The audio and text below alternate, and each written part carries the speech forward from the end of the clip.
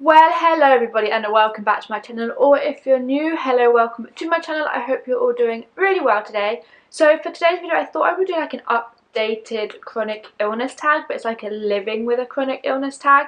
So yeah, I thought we would do that. So let's crack on with the video.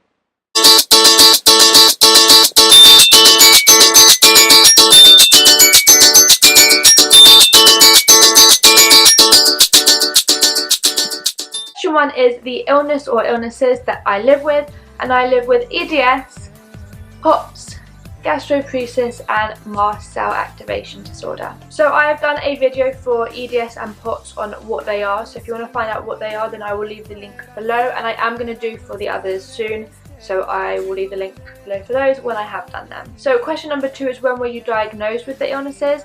Gastroparesis I believe was in 2011, like the summer of. And then EDS was 2015, but was like suspected for ages before it was diagnosed, as with all of them.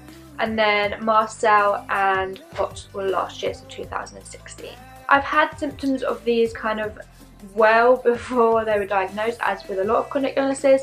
I think probably like since I was pretty much born I had symptoms of, and I had things here and there that we never really pieced together until we were diagnosed with the conditions, and I kind of knew what they were, and I was like, oh, that makes so much more sense. So probably like majority of my life.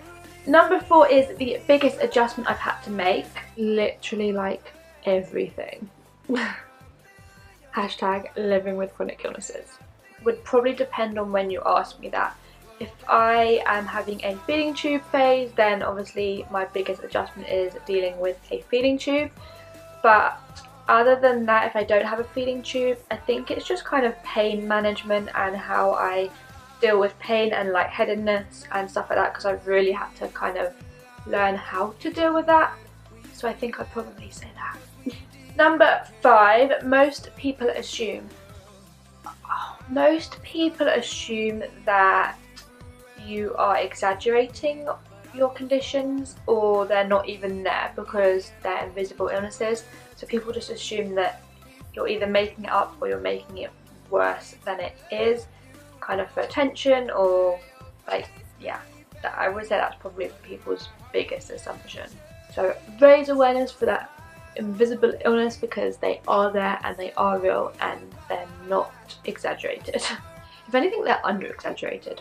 Just putting that out there. Number 6, the hardest part about mornings is probably get out of bed, do my medication and get on with my day. Number 7, my favourite medical TV show. I don't really watch medical TV shows. I feel like I get enough hospitals by myself. Number 8 is a gadget I couldn't live without, and it would definitely be my iPod. My music is like my life. It helps with anxiety, it helps when I'm bored, when I'm waiting for appointments, sick in bed, like my iPod. Hallelujah. Number 9, the hardest part about nights, the pain that I tend to have in the evening from like everything during the day or eating, and then just knowing I'm not going to sleep kind of makes you more anxious, and you get into this vicious cycle. And then yeah. And is, how many pills and vitamins do you take each day? And this question kind of varies as my medication gets changed quite a lot, and some are added and taken away. But I would say the maximum I've reached is like about 26 a day. And then at the moment I think I'm on maybe like 12 a day. And then every 2 to 3 weeks I have 2 injections as well. So number 11 is regarding alternative treatments. I have tried some alternative treatments, and for me personally they haven't worked, and my brain hasn't really been like really like this is gonna work. I have gone in with an open mind, but you always have thoughts kind of at the back of your mind. For me personally they haven't worked, but every person is different, so I do definitely think trying them is a good thing. Number 12, if I had to choose between an invisible illness and a visible illness, I would definitely choose a visible illness, and that's not to get any more attention or anything because people can see it. It's because people can see it and they don't make assumptions that you're lying or it's in your head or you're looking for attention, and they don't make nasty comments. You don't get nasty notes left on your car if you park in a disabled bay. And also doctors doctors can then see it, and you don't have to kind of convince your doctor that you're not lying. Number 13 is regarding work and career. I have been someone who has always worked through it. I know everyone is different and in different positions physically and mentally and whatever. I have been someone who has always gone to work. I have had time off for operations and stuff like that, but even with a feeding tube I still work, and I will always work. I'm not someone who mentally can sit and do nothing. I don't like it. In terms of career, it can be difficult and you can't necessarily do things the way you had planned it in your head. I believe that you can do anything you want, you just kind of have to find a way around it. So never give up what you want to do, because there's always a way around it, and you can and you will achieve it. So yeah. People would be surprised to know, I think for people that don't know me and what I do, I think people would be most surprised that I do cheerleading, because obviously it's a very physical sport, and with EDS and POTS and not eating properly, it can be difficult, and people would think that I wouldn't or couldn't do it, but I do. Number 15, the hardest thing to accept about my new reality is, I think it is probably that I can't just do stuff. I have to plan a bit more, and I have to think practically about situations, and lots and lots and lots and lots of appointments. Like lots of appointments. 16, something I never thought I could do with my illness was, initially it was cheerleading. I thought that was always out of the cards, that I would never be able to do it, until I just went for it and found ways around stuff. But I think it would just be getting out mentally of my own head when I do get into bad situations. 17, the commercials about my illness. What commercials? Something I've really missed since I was diagnosed is eating. I miss food so much. I was such a foodie before all of this kicked in. I loved my food, my junk food, my pizzas, like even my vegetables and fruit. I just love food, and now it's not so easy. So number 19, it was really hard to give up. I think I just answered that in the question before. Oops. Number 20 is a new hobby I've taken up since being diagnosed. I mean, I've taken up cheer, which I didn't do before I was diagnosed. I think I've done more Sudoku than I ever used to. There's nothing in particular really. 21, if I could have one day of feeling normal again, I would just do a ton of stuff, relax and not have to plan things, just go with the flow. Number 22, my illness has taught me that you need to appreciate what you do have when you have it, and that actually anything is possible regardless of what situation you're in.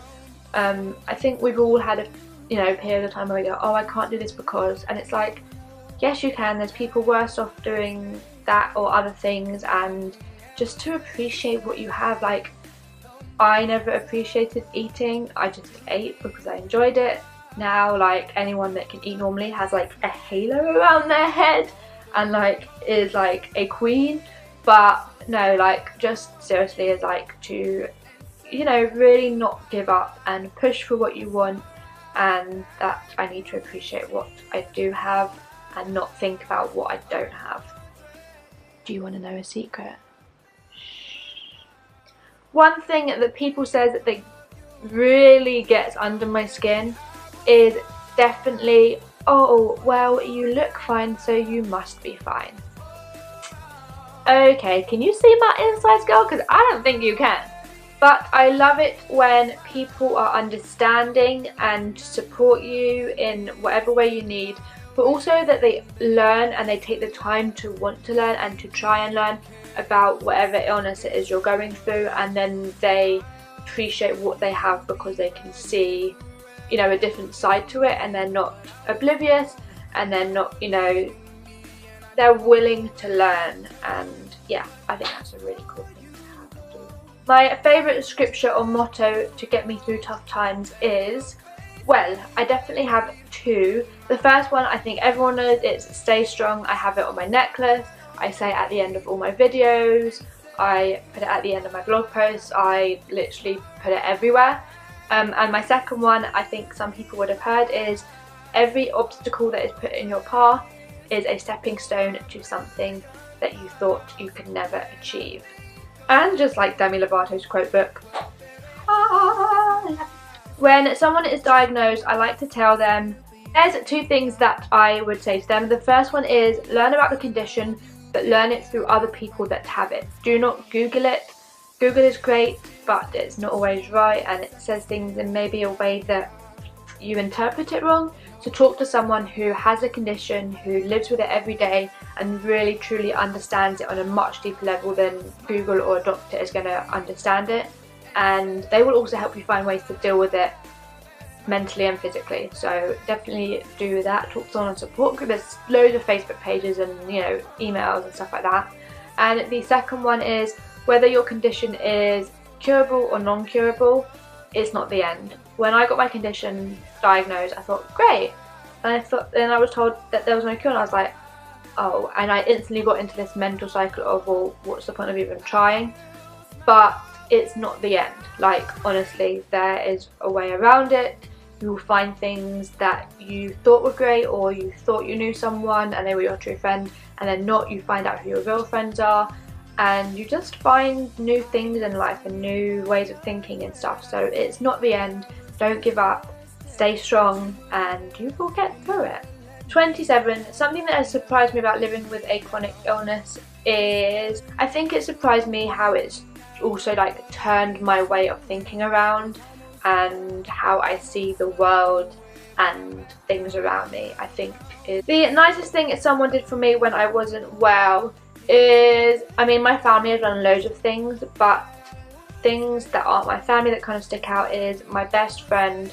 She would come to the hospital every single day after she'd finished work. She'd start work earlier so that she could leave earlier and come and see me, and she'd just literally sit with me for like hours. We'd just watch TV. I get involved with the Invisible Awareness Week because it needs awareness. Invisible illnesses are real, they are there, people are living with them every day, and they're real. Just because you can't see them doesn't mean they're not real. So I support it and I'm totally with it, and I want to raise awareness, and I hope to raise awareness in the best ways I can, and I have ways in my head that I want to do it in the coming year, and I hope to achieve them. So yeah, watch this space. Number 30, the fact that you've read this list or listened to my video means a lot, because I know some of you won't have illnesses, some of you will. And it means a lot that you've taken the time to kind of learn more about living with a chronic illness, rather than just, oh, you've got this, great, cool, see ya. Like, you've taken the time out of your day to read this or watch this or whatever you've done with it, and I think that's really cool. So yeah, from me and Maxie, thank you. You're gonna say thank you? Well, that is all for this video. I really hope you enjoyed it or learnt something or feel less alone if you have a chronic illness. I don't know. I hope you enjoyed it, and if you did, definitely be sure to give it a big old thumbs up so that I know that you like this video. My last chronic illness tag did so well, so I thought I would do kind of a more in-depth one that you can learn a bit more. So I hope you enjoyed it, and if you're not already, please be sure to subscribe. I know YouTube are having some weird problems with people being unsubscribed and stuff, so definitely make sure you're subscribed. If you have any questions about chronic illness or questions about me or anything like that, I am going to do a Q&A soon, so definitely be sure to leave questions below in the comments or on any of my social media, which the links for those will all be down below as well. And right up in that corner, I'm going to leave the link to my last video, which was hilarious, so I definitely think you should go and watch that. I know you've all been loving that so far. Right down there, I'm going to leave a link to my last chronic illness tag so that you can go and check that out if you haven't already. And I think that is everything. So until next time, keep watching and stay strong and stay safe. Bye guys!